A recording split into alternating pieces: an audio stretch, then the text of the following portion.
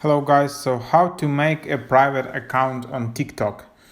So you can go to your TikTok account, then click on three dots here in the very top, and then click on privacy and safety and click on private account. So you just need to toggle on and that's it.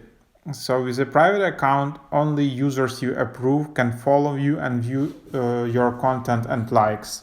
Your existing followers won't be affected. And auto sync into other apps will be disabled. So that's it. If you want more privacy on TikTok, that's the way to do it. Yeah, other than that, there isn't anything else to add. You can of course turn it off. And then you will be shown this message. Change to public account.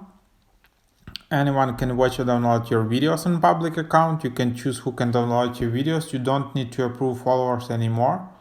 Note, all current follower requests will be automatically approved. So just confirm, and again you have a public account. So that's how it